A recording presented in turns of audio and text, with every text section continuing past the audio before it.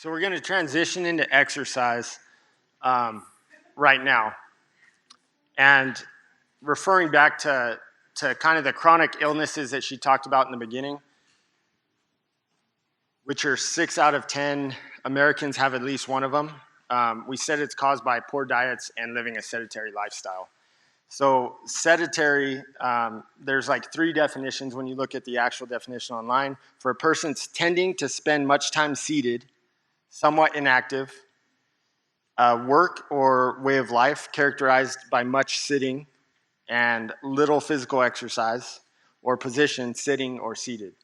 It's all revolved around sitting. And if you look at it, for most of our jobs, that's what we do. We sleep, we're laying down when we sleep. We wake up, we go sit and have breakfast.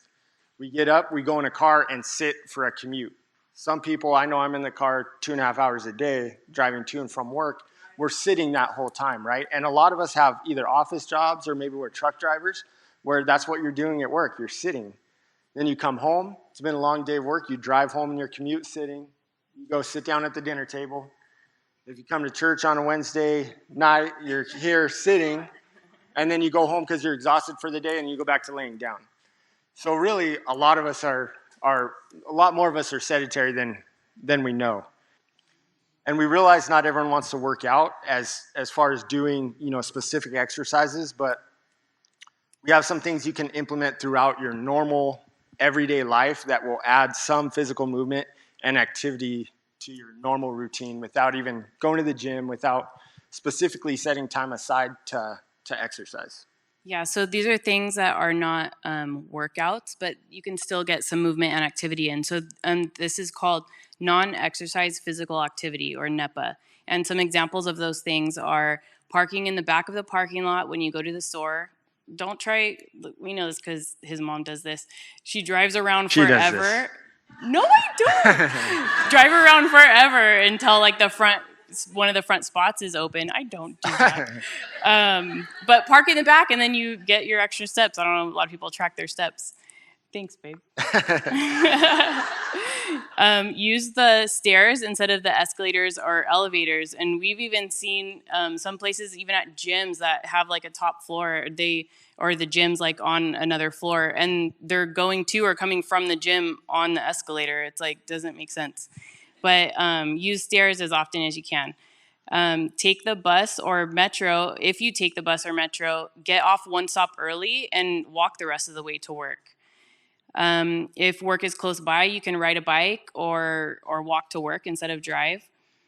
At every stoplight when you're driving, you can even do deep breaths, inhaling and exhaling, squeezing and exhaling all the way out and squeezing your abdomen. Even things like that, it's going to burn more calories and strengthen your core at the same time. Use an exercise ball instead of a chair at your desk, or get a standing desk. I've even seen the ones that are like a treadmill desk these days, I think. That's a little crazy, but really, I do this with the kids. I have them sit on, because I homeschool, so they're sitting on exercise balls at their desk, and it just gives them a little more movement, and so they're not just like sitting bad posture. And then the last one, eat less on the days that you do not work out, and eat more on the days that you do work out. So those are just some changes you can make, and some things you can do that's not necessarily working out in the gym. So we're gonna just share with you the recommendations, and this is from health.gov, physical exercise for adults, what they recommend, and that's 2.5 to 5 hours of moderate intensity per week, or an hour and 15 minutes to 2.5 hours of vigorous exercise per week, or some kind of combination. Preferably aerobic, which we'll get into right now, is cardio, and should be spread throughout the week. 2 or more days they recommend for muscle strengthening activities. So cardio, there's a lot of benefits, and I'm going to address a question that was just asked too within cardio. So cardio, the benefits, for health benefits, it improves cardiovascular health, lowers blood pressure, helps regulate blood sugar, aids in sleep, regulates weight, strengthens immune system, boosts mood, and it's affordable and accessible. You can do it anywhere. You don't have to go to a gym for it.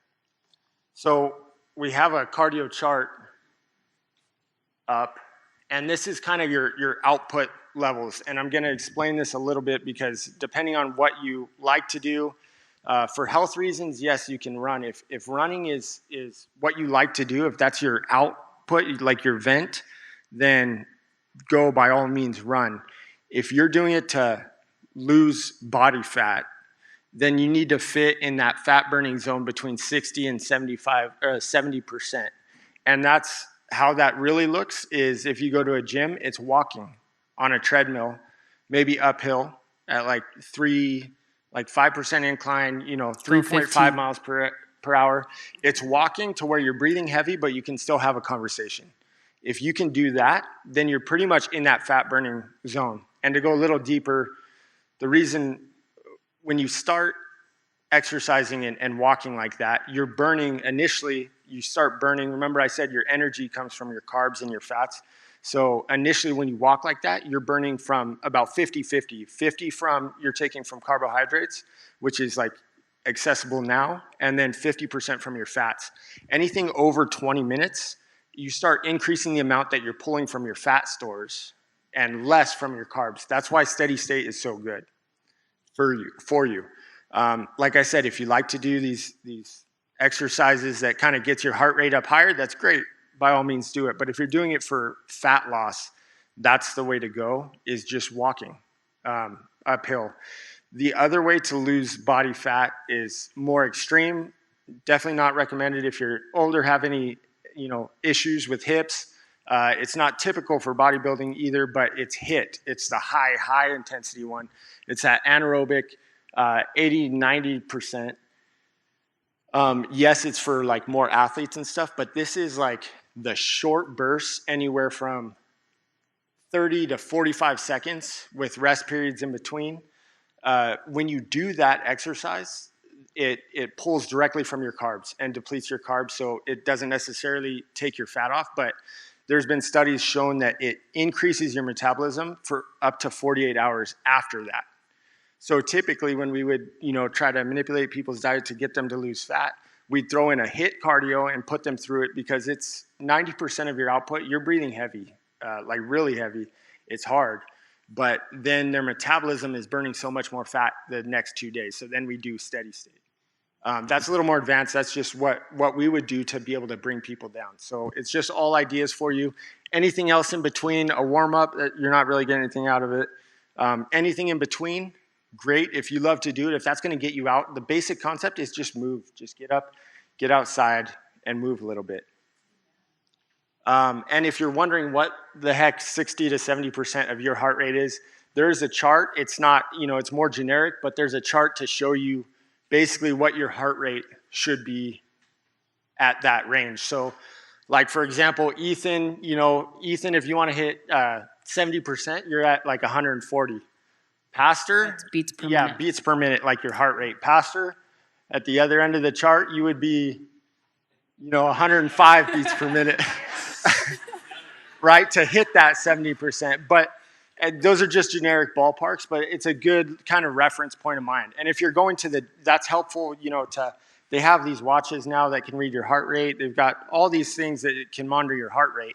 If you're going to a gym, most treadmills have the little diagram of the fat burning zone and all that right on the treadmills itself. So you can always utilize that for it as well.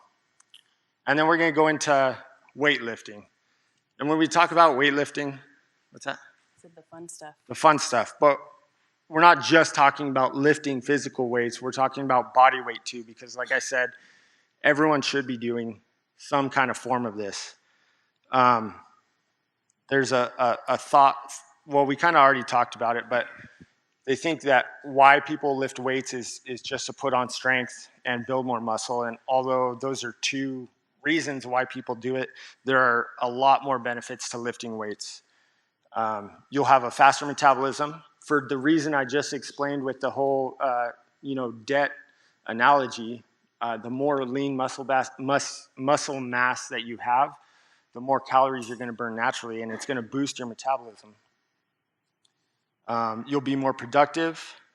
You'll be better equipped to deal with depression and mental and emotional health. It improves your self-confidence, it improves your heart health, and it improves your quality of sleep.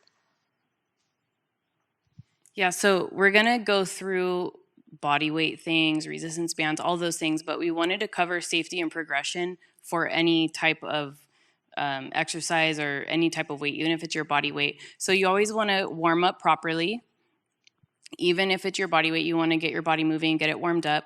Make sure you have proper form. Engage your core always with every exercise. You want to engage your core, which means like tighten it. Breathe properly. I struggle with this so much when especially lifting heavier, I'll hold my breath and that's so horrible. You'll pass out. So make sure you're breathing. Rest in between your sets. So when you do an exercise, say you do like 20 of them or you do a minute straight, you want to rest in between. You want to stay hydrated. So drink your water. And you need to remember that more is not always better. You want to train smarter, not harder. So doing so much is not always beneficial. You don't want to always do more when we get into the weights. Heavier is not always better. So you just want to remember that. And then you want to use progressive resistance. So there's stability, functional movements, and then resistance and weight. So you want to make sure that you are stable. So if you're not very well balanced or anything like that, you don't want to jump to weights. You're going to either get hurt, you're going to have, like if you favor one side or the other, you're going to be just unproportioned, like growing and strengthening your muscles. You want to make sure that you can move functionally. So those are like your everyday movements. You want to make sure you can properly do those movements before you jump to the weights. And then the same with resistance. So I'm not saying you have to like start off doing resistance exercises, but if you can't even do those, you don't need to jump to weights. So there's just a progression that you should follow and make sure that you're good in all those areas. At-home workouts without actual weight. So if you have no equipment at all at home, there is still so much stuff you can do with just your body weight. And later on, you'll see we have templates and a master list of exercises that has more than this, but we just wanted to give you guys some ideas. So things like push-ups, dips, sit-ups. You can do so many types of squats, which are really great. Lunges, you can do different types of lunges. Step ups, you can go out to your curb even, or if you have steps, anything like that, those are good. And I know you guys might be like, well, I don't know what that is, but we'll get into that later. And then flexing, like I mentioned at a stoplight, kind of squeezing your core, exhaling all the way. You can flex your muscles, and we would do this right before a show. Flexing your muscles and then releasing that, it not only will kind of strengthen them and just get them moving, but it releases a bunch of toxins and water that's being held in your muscles. So you can even do things like that. Do you want to show form first? Yeah, so I want to touch base on some of these at home, because there's some things that people think, well, I'm not going to do that, I'm not going to do this. One important one that's up there that is important for everybody to do is squats. And most of the men are like, oh my gosh, no squats. Let me tell you this, you're sitting in a chair right now, that's good enough for a squat. You can do a squat, even if it's with a chair. You just sit up, you stand up and sit down 20 times, if that's your starting point for a squat. But it's so important to do these. These are everyday movements, and it helps with your posture. You think about if you have young kids at home, how are you picking up their toys? I mean, you have to bend down anyways. You just squat when you pick it up, rather than bending over at the waist. It helps with your posture, big time. Lifting weights does in general, but which helps with. I mean, how many of you here have lower back issues? Probably quite a few. Just that helps with just alone. When you fix your posture, it takes so many of the lower back issues away. So even though it's hard, even with lower back issues, like I said, you can sit up and down, and that's your starting point on a seat. And then you could advance into regular weights. You could advance with doing air squats. Yeah, or against a wall, standing against a wall. You can kind of lean back into it and squat. So there's different progressions that you can do. Air squats, which would be just your basic squat down, so I feel like awkward doing that in front of you guys, but you just want to make sure your back is straight, your core is tight all the time, unless it's specifically your back's not straight for something. But for your main movements, your functional movements, even like deadlifting, the way we pick up things is pretty much deadlifting, even if it's not heavy. You just want to make sure you have the proper form so you don't get hurt even with body weight. So the next one is ideas if you don't have a gym pass but you want a little bit more than just body weight stuff at home. There are, I think, almost in every bigger park now, they have outdoor gyms. I don't know, I think they're called fitness zones. That's what they're called. So if you're not sure if the gym by you has that or the park by you has that, you can even Google and there's websites that will give you a list of ones near you if you put your location. So these are good because they use resistance against your own body weight. So they have a lot of the machines that even gyms have. It's just not extra weight, it's your body weight. So you can always go and do those. You can get some inexpensive, like one-time purchase equipment.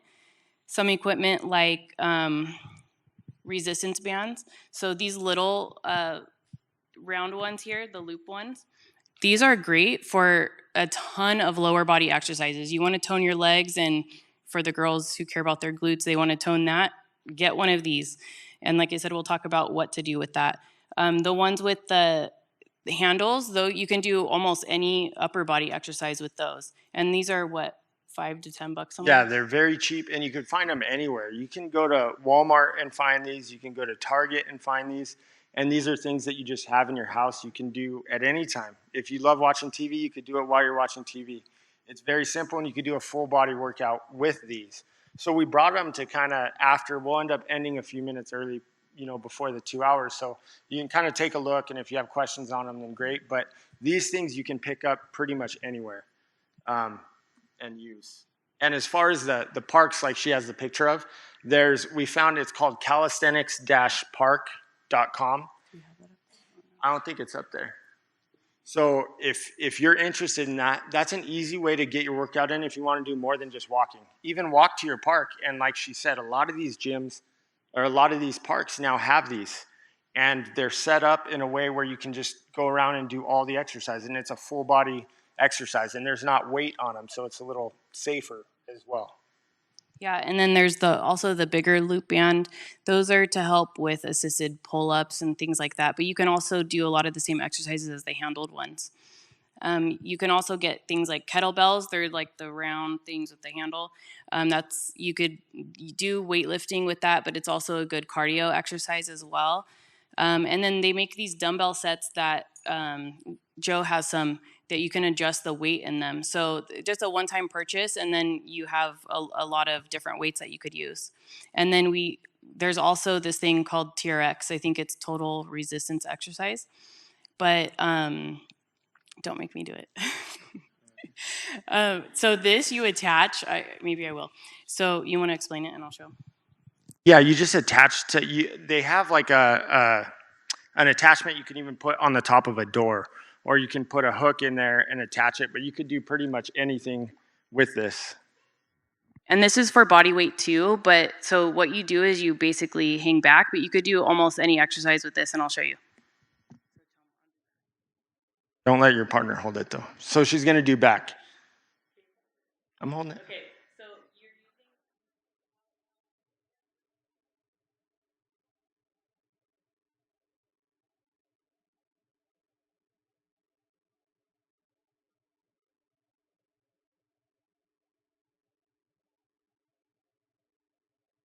So this is a little more expensive. I want to say it's probably maybe $40, $50.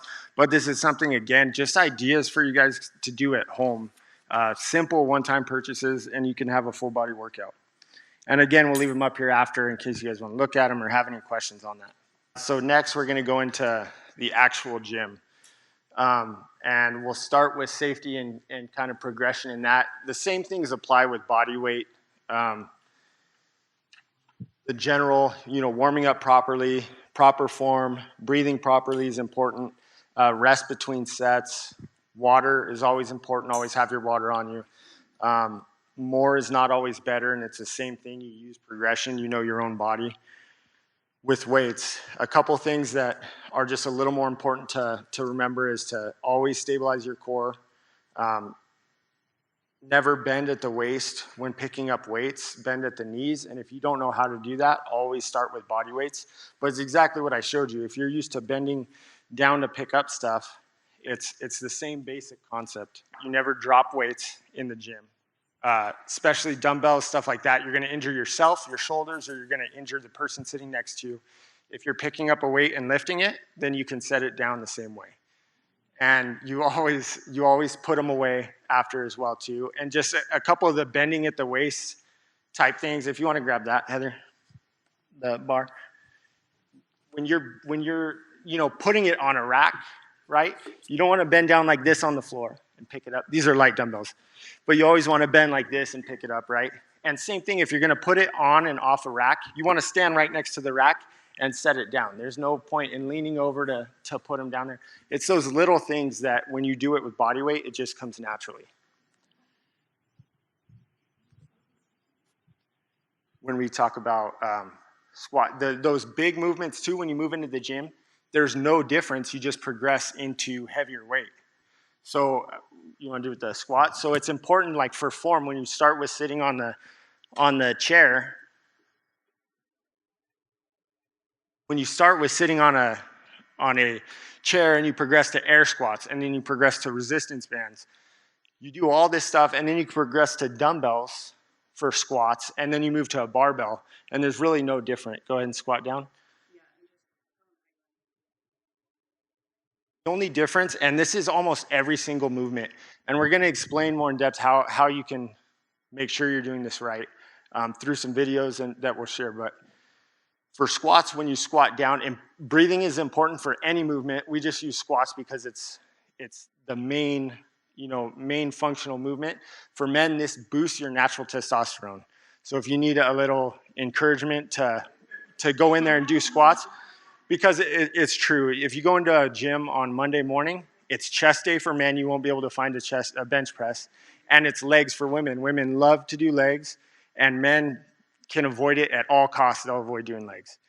It's just common, but it really does boost your natural testosterone. But with any kind of movement, lifting, you always want the bar in line with your heels, and it doesn't change whether you're doing body weight or anything else. So when you squat down, go ahead and squat. The weight's always in line with your heels. And again, like I said, you practice that with body weight, you practice it with everything else, and it's no different with a barbell. But tight core, got it.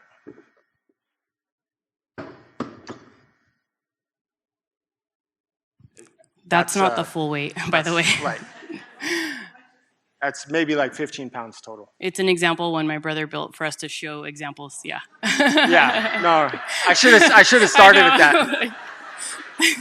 I should have started with that. Actually, we use that to teach youth because they're the same size as real 45-pound plates, and it's good to teach people right off the bat because it puts the bar at a level, and it's identical to a real bar, so they can work on form without actually straining their back. I should have probably mentioned that beforehand. Yeah. I didn't think about that. So, but actually, let me back up to, I'm sorry, I should have mentioned this. There's machines in the gym, right? We kind of jumped right into free weights, but the gyms are designed to start at one end of those machines and go all the way through. So if you're unfamiliar with what to lift and you want to do a full body workout, you can hit the machine on the end and not even think about it and go all the way through. Just all the machines. I suggest skipping the ab machine. There's no reason to do abs. I guess we'll talk about it right now, but everybody in here has abdominal muscles. You just have to drop the fat in order to see them. And it's funny, we say that because I made that mistake. I trained them so heavy, and then when I went to compete, I had huge obliques and like popping bodybuilder abs, which went against me in those competitions. So that's why we say that. Yeah, it's kind of funny, but it's true. So all of your core exercises is better. That's what you miss out on machines. That's the only reason why machines aren't the best to do. So it's good and it's safer to do if you have injuries or you're afraid of getting injuries, but it also makes you more prone to injury because you're not engaging your core. It eliminates that out of it. So free weights are always better. But if you are going to start with machines, like I said, it's the same concept. I think I mentioned it in there from free weights to machines. They're set up to always work the bigger muscle group first and then end with the smaller muscle groups. So for example, if you're gonna do just your all arms one day, your tricep is the biggest muscle. It's good to start with that, and then your bicep. But you never start, if you're gonna do any kind of like forearms, you never start with that. Same thing with legs. You know, you have your hamstrings and your quads, and then you have your glutes and you have your calves. You don't start with calves. You always end with the smaller muscles. You take the more energy, like when you're fresh, for the bigger muscle groups. And that's just a good point of reference when you're setting up any kind of workout you have. Talk about the splits. Okay, so in your books, if you flip towards the back, we tried to provide splits for anything that would work for you guys, some of the basic splits, starting with a full body split. So if you're at home, you don't know what to do, there's a blank page that says full body workout. And it's just kind of an idea of what you can do. I think it's right after the nutrition guide. Right after the nutrition guide. There's the guide if you want to pull it up what the page looks. So we went over 4 different splits in there, a full body split. We recommend this if you are doing body weight at home. This is good. We wouldn't recommend it if you're in the gym or if you're a little more advanced. It's time to move away from the full body. The benefit to doing body weight exercise at home is you could do it every day. When you're doing lifting weights in the gym and you're trying to do a full body weight, you can't do them back to back. It just doesn't make sense. So when you work out, you break down your muscles, and then you need the protein and everything and carbohydrates to make those muscles whole again and ready for the next exercise. So when you're lifting weights, you can't put them back to back. And so when we explain these, why I put these templates in here is because we've seen common mistakes before that people do. So we wanted to break it out for you, and there's a ton of different variations. But if you do a full body workout, then you want at least 1 day of rest in between another full body. So pick which template works for you, what you're gonna stay consistent on, and just what makes sense with the setup that you have, whatever you have. So we've got full body, we've got a 2-day split. Some people like doing upper body and then lower body. So again, you do your upper body. You always start with the bigger muscle groups. And then, you start with chest, upper back, shoulders. And I meant to tell you too, on each one of these templates, on the back side of that template, we gave you a sample workout for each one. So if you don't know where to start, you have a starting point for a week. So full body, 2-day split, upper and lower, a 3-day split, which is a push-pull, which I think, Pastor, that's what you go off of. And it shows you how to do it. And again, sample workouts. Because what you don't want to do is, and if you're not familiar with it, you just don't know, you don't want to put 2 muscle groups that are conflicting. You don't want to do legs on one day and then do back the next day because you use back. You don't want to do chest one day and then do arms the very next day, because when you work out your chest, you're working out your triceps a lot too.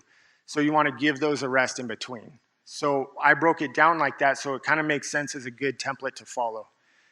The 5-day split is how we work out, and it's each muscle group a day. But I can tell you the way we work out is a little different. It's beneficial. If you're doing a 3-day split, it's good if you can. It makes it, you can only go to the gym, you only have to go 3 times to get it once a week. We recommend, if you really want to take to the next level, to do that 2 times a week to really hit those muscle groups, so you only have 1 day not in the gym. For our type of workout, you're working out the muscle group 1 day a week, but we completely break down that muscle during that time. So if we do arms, that's all we do in a day, but we're completely depleting the muscle, and then it gives it almost a full week to repair itself. So again, this is just samples, and it really depends on how you lift. The next page, you have sample exercises, so you can take those exercises, you can interchange them. And a typical question when we used to do workouts is, hey, how do you do this exercise? How do you do this one? So we didn't think about it until last minute, but there's a QR code on the master exercise list. If you hold your phone up to it, it'll go to a YouTube page, and then we're categorizing each exercise into body weight, resistance bands, arms. So everything on there, by the time we start the 40-day challenge, it'll all be uploaded. There's maybe 15 videos on there now. But it'll just have a short demo of how you do that exercise so you can interchange it. So it'll make it a lot easier for you, and it'll prevent a million questions to us. So But that was something we've talked about doing for years, even when we had the gym, because it just simplifies everything. And sometimes it doesn't make sense, or you think you're doing it right, and it might be hitting a different muscle group that you might not want to hit for that day. Yeah, so there's going to be an intro video for each, like for arm day or for arms. So we'll give the basics of form and how, or like shoulders. You want to make sure you're working out your front, your side, and your rear shoulder. Some people don't know that there's 3 parts to it. So there's things like that that we will be explaining in the intro videos of each playlist, and then the not so complicated workouts, they're just going to be quick demos just to show you how to do them and make sure that you're doing them right. So that'll all be available really soon. But it's available now with a few exercises, but by the time we start, we're going to get into the 40-day challenge now. By the time we start, they should be all on there. Yeah, so we wanted to leave you guys with a challenge, so it's not just we give you this information and then there, have fun, you know? So we want to do a 40-day challenge, but we wanted to bring it to you guys because it's so awesome. It includes everything, mind, body, and spirit.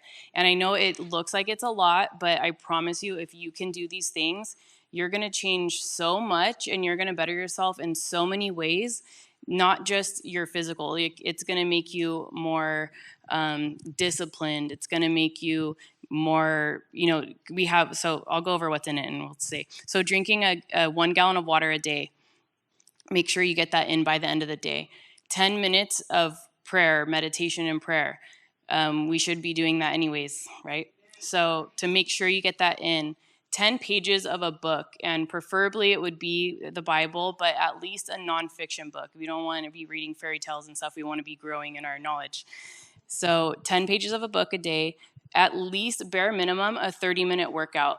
The one we did, it was 2 1-hour workouts. We weren't going to make you guys do that, but 30 minutes at least. So this can be, if you're just starting out, it can be a 30-minute walk a day, but just make sure you get 30 minutes of activity a day, but it can be more than that.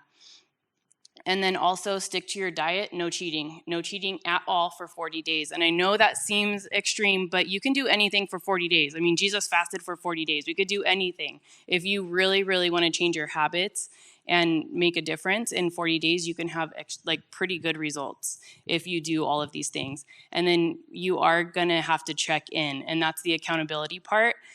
And we actually have another QR code. And we made a group on GroupMe for accountability, and not just accountability, but a kind of a community. So we'll be posting some of our workouts to kind of encourage you guys, and you guys can share yours. But definitely use that to check in every day, because we're going to keep track of the check-ins, because we're going to have prizes. We want to do, for people who actually do this and check in every day, including the check-ins, which I know it's like, if I finish everything but forget to check in, but if you finished everything, you're going to want to check in. So, but the accountability is part of it. But at the end of the 40 days, those who did stick to this completely and finished everything, we want to take the time, if you guys want, to sit with you and go through everything and write you a personalized meal plan and a plan for training as well for your goals. So that's what we want to do for the people who completed the whole 40-day challenge. And then we also want an overall prize for the most results. And this is not just weight loss, who lost the most weight. This is kind of for overall. So if you mess up a day, don't give up. Just keep going, because weight doesn't always matter. I have compared pictures of myself where I weigh exactly the same, but in one picture I was competing and the other one I wasn't fit at all. So weight doesn't necessarily always matter. It's going to be, it could be even things like your posture, your confidence, so with those kind of things, you are going to have to take a before picture, weigh yourself before and an after. So then we can judge that. But so with that, because we're going to have, like the prizes, we are going to come back. So those of you who want to do it and you want to come back, October 30th, the same time, Sunday at 6 p.m., we are going to come back, and hopefully we'll have Q&As. So anything you want to share, you have questions about during this whole time, which will be available on that GroupMe app as well. But we'll answer questions, help you guys out if you want to go further. but we are hoping to have some testimonies. We'll give out the prizes, and then we do want to put you guys through a workout, just kind of a fun one. It's going to be for all levels. It'll be more of a boot camp style timed thing. But a lot of people ask, do I come in workout clothes? We weren't going to work out today, but we want to do that next time too.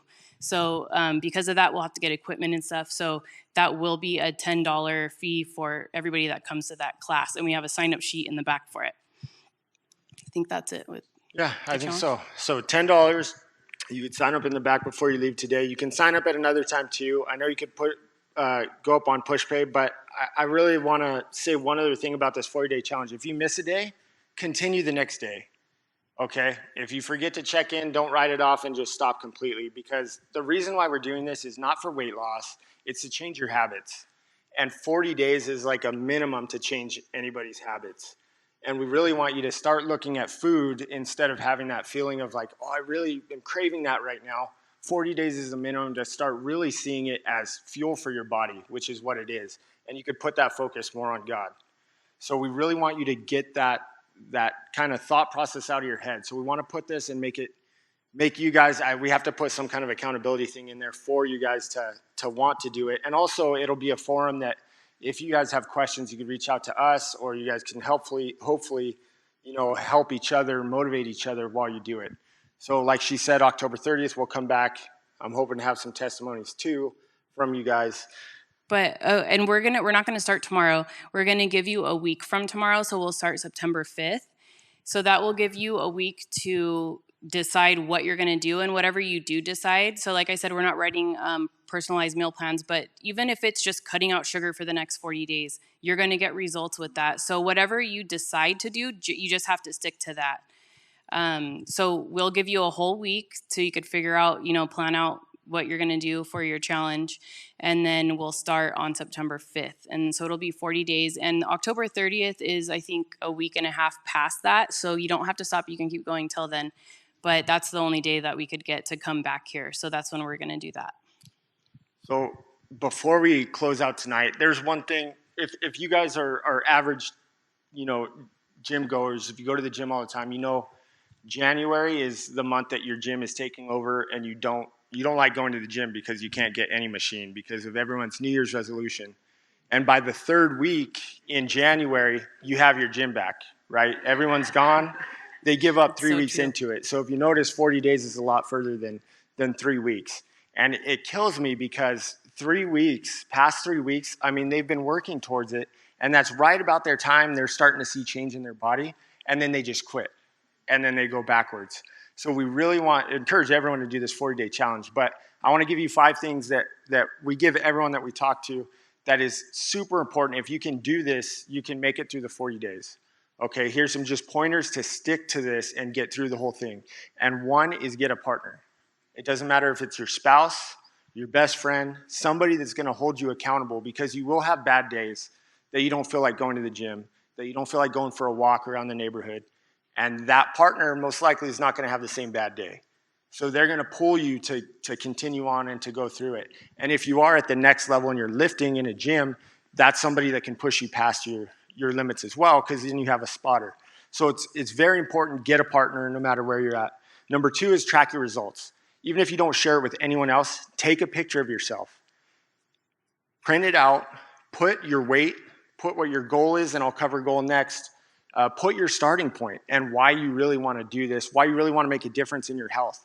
Because 3 weeks into it, you're going to start justifying things in your head and, I'm not seeing any changes anymore, or, maybe it's not worth it. And you look at that picture and realize, wow, 3 weeks ago I was here.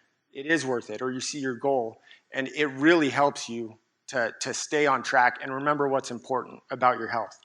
Number 3 is find a future event. That's why we made this 40-day challenge, but it's not going to be enough for some of you. So look about 90 days out. We never tell people to go further than 90 days.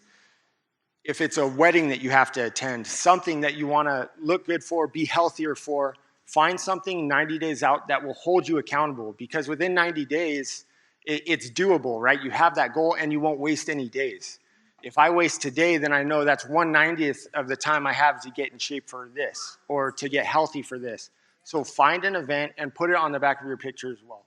It's extremely important. Another is find a new atmosphere. whatever works for you, whether it's clearing out your cabinets of all the junk food, whether it's if new shoes make you want to go in the gym more, go get new shoes, whatever it is. Or maybe it's you don't like someone in the gym to go to, switch your gym pass, but find a new atmosphere that's conducive to you actually getting exercise in. And lastly is having the right plan of attack.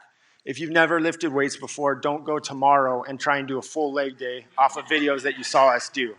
All right, that's another big mistake that people do, and it's true. You try to overdo it, you're going to be sore, you're going to hurt. Start low, start slow, and ease into it and get to that point. But make sure you're having the right plan of attack. You're not going to set your diet up or your exercise routine to something that you can't really actually follow, because you're just setting yourself up for failure. I wanted to say one thing too, going back to nutrition, because I know, to be honest, a lot of people struggle with food, and there's such thing we talked about this morning about foodaholics, and it could be for emotional reasons, it could, whatever the reason is.